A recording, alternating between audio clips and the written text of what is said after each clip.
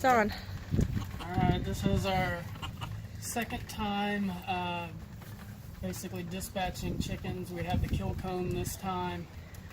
We've got a boiling pot of water, a table, we got running water, and it's just a matter of, this is our last of the 10 or 9 Cornish cross. There's 5 left.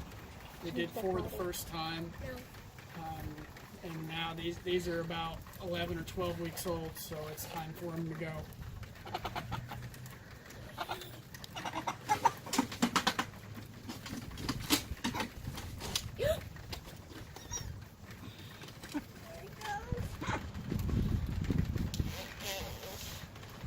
Just let them sit in there for a second, let them relax.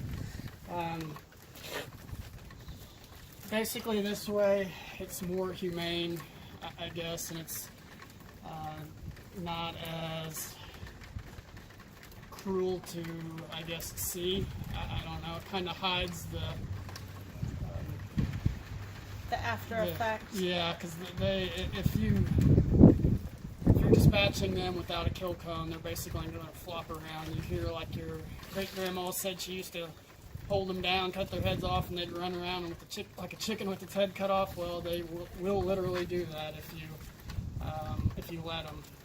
So we're gonna do this in this manner. As you can see, they've calmed down. It's not flopping around. I can reach my hand up in there and grab the chicken's head, pull it down, and when I cut through and sever all the arteries, it will basically go unconscious immediately and be dead. And there will not be any, shouldn't be any flopping around or anything. You might see it shake a little bit, but it's not going to be as gruesome as it was in the first dispatching of the chickens. Well, let's go ahead and do the first one.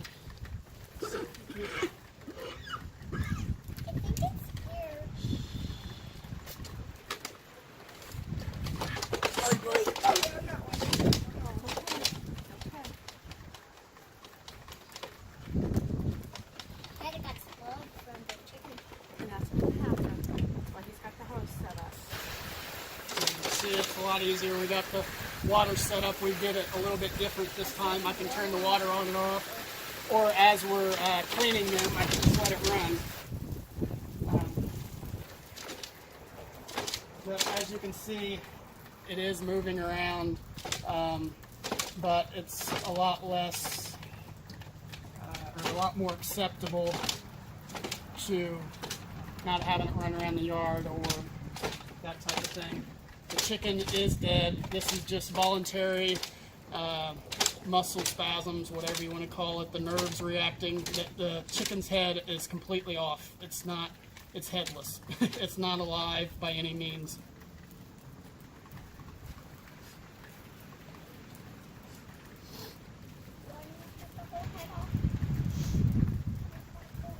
You're going to have to have Daddy help you because you've got to be very strong. Not going to do that this time. We need to adjust it so the bird can come down in farther and that type of thing.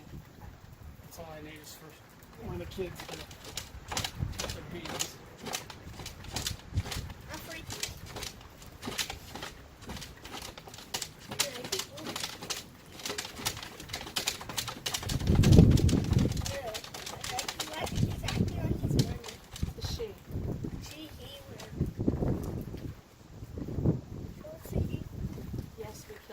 Last time.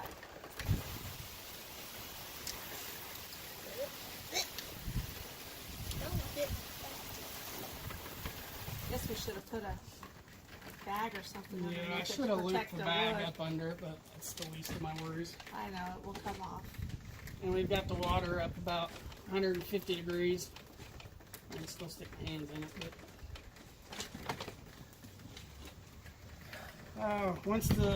we'll give it a few more minutes, and then we will put it in the boiling, or not boiling, but the hot water. That will allow us to pull the feathers out a lot easier than trying to pull them out. You almost can't pull them out in a timely fashion. The as far as the butchering process goes. You got to dip them in hot water to scald them, and once you do that, you can test it. And the feathers, once you dip them a couple times, usually about 60 seconds to 2 minutes, you can test it and pluck the feathers off. Once they start to come off easily, that means the skin has softened up and will allow the feathers to be pulled from it. Let them know that if it's too hot, the skin tone changes. Yeah, and then the last time, Ashley was saying, if you get the water too hot, if you're above like 140, 50 degrees, if you get too much above that, the skin will start to separate from the bird and you actually start to cook the meat. So you got that fine line to where you want it hot enough to ease the feather pulling, but not so hot that the bones are popping out of the skin and that type of thing, because that's what we had a few of them do that the last time. We got it figured out pretty quick though. I did the research beforehand and knew that we had that fine line of too hot, too cold, but we figured it out, so we should be a little bit better this time. I've got it right at about 155 degrees, but after we put the birds in, we've got 5 birds, so the first one might be a little too hot, but by the time we get down to the last couple, it should be just right. A lot of people, if you're doing large amount of birds, you're going to have an outside burner going, like a turkey fryer type thing, big pot sitting on it. Or if you're doing a ton of birds, I mean, if you're doing hundreds of birds or whatever, you might have like a 25-gallon or 50-gallon drum with a fire going under it. It just depends on the number. I mean, we're only doing 5 birds. This 5-gallon bucket or whatever it is, 4-gallon pot should be fine. It worked the last time, so it should be good. Alright, the chicken has stopped moving, so we're going to go ahead and see if we can't get it in there and get the feathers ready to come off.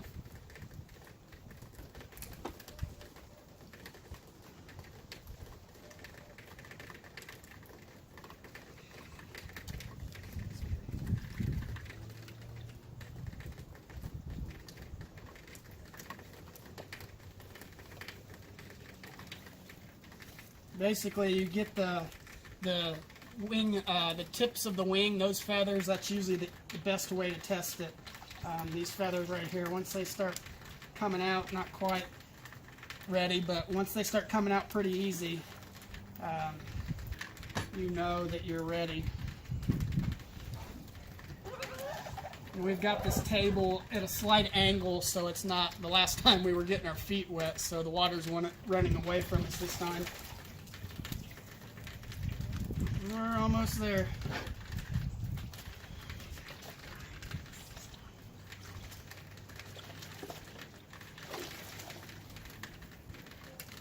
Yeah, I think we're pretty much, yeah, we're there.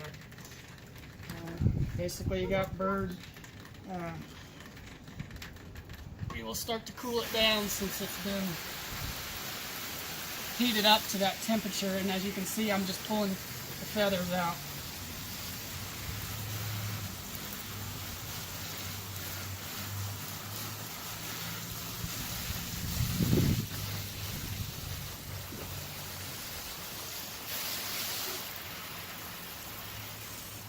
Trying to adjust the water so we're not splattering it everywhere, but we're keeping the mess going away from me.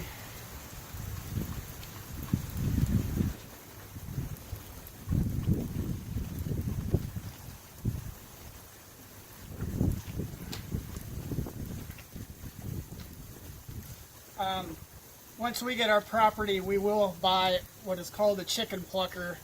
It's a metal drum that has these little rubber fingers that are inside the drum, and it spins. And the little fingers basically rub the chicken as it spins and pulls the feathers out, and they all go out the bottom of the drum. There's different models, and you can make your own too. I'm probably just going to buy one. They run about for $500, I think.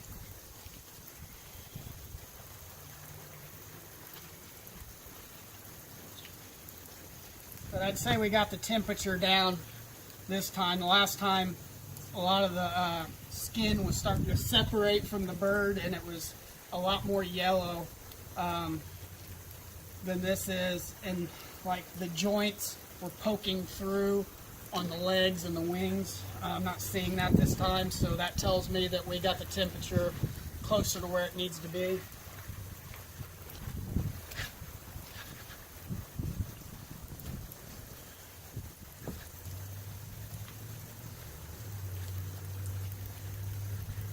And once you get most of the feathers to start, once you get most of them gone, you can start rinsing the bird to get the loose feathers off of it. And then we do that a couple times, and then check for the pin feathers, the really tiny feathers that'll be like inside, underneath, that type of thing. And then before we cook it, I always go over it again to make sure that all the little pin feathers are off. I mean, that's the last thing you want is feathers in your mouth when you're trying to enjoy your dinner.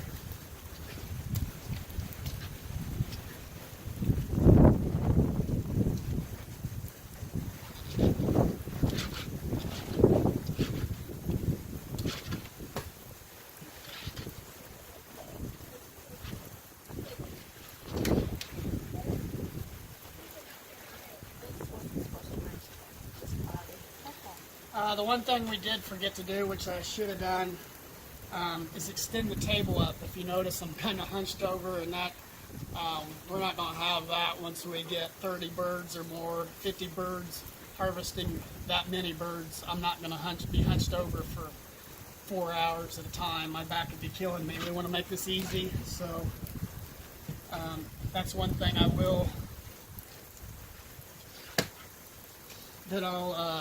try to get fixed, building some leg extensions or whatever.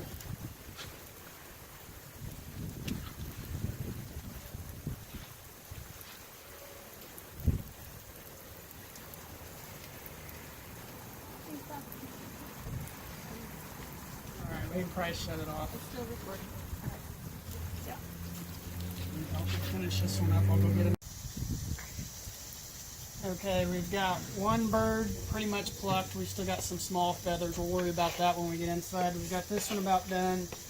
I have what's known as the gizzard, which I'm not sure if all birds have this, but I think they do. And what it is it's like a second stomach. They eat the food. It comes into here. I've already cleaned this one out. We didn't feed them this morning, so it had grass in it where it picked through the grass to eat overnight. But they eat little pebbles, rocks, and it stays in this gizzard and it grinds the food up, especially like when they eat seeds and that type of thing. But what we do is I split it open. It was basically like this. It was whole. Split it open. This is the inside. This is the lining. You have to remove that part. I'm just separating it. And then you can see that it just comes out. We'll discard this. Rinse this off. Like I said, we don't feed them the night before or the morning of. And then that way their stomachs are empty. There's less mess. That type of thing. I like these. A lot of people don't eat chicken gizzards. We got the neck. And we also have chicken liver. Hold on, we can't see it. Chicken liver. There we go. Okay. That's the lining. We have the neck. And then the gizzard. We'll go ahead. Since I've cut the neck out of this one, I don't know if I disposed of the heart, or if I didn't get it, or what.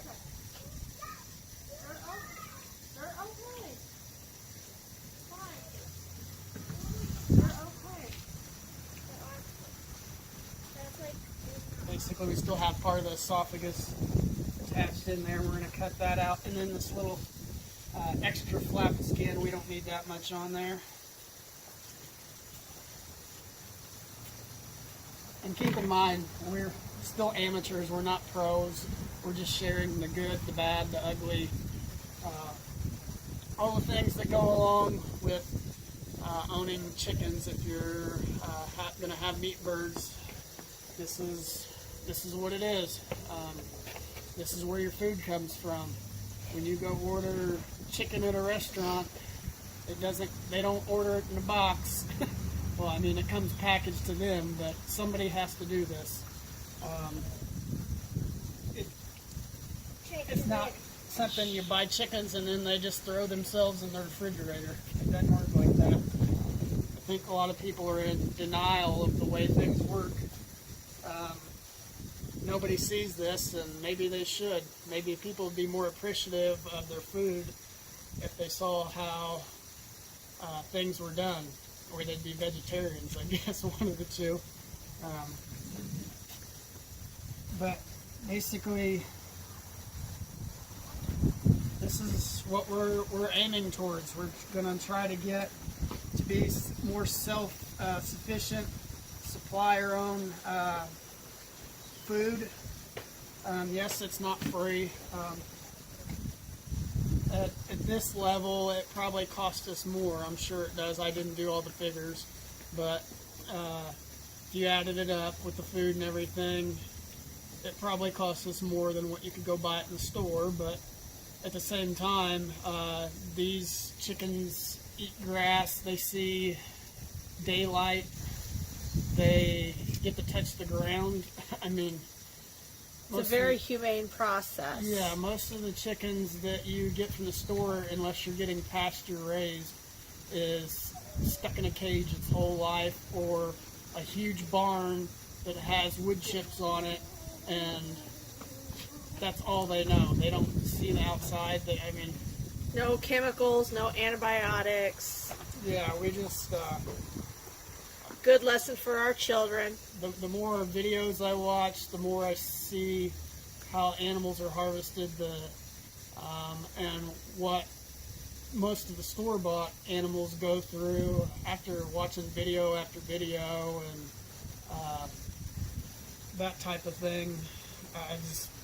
I'd much rather do this myself and get to the point that we can do as much of our own food as we can. But that's pretty much it in a nutshell. I mean, you see the process. It is what it is. Thanks for watching.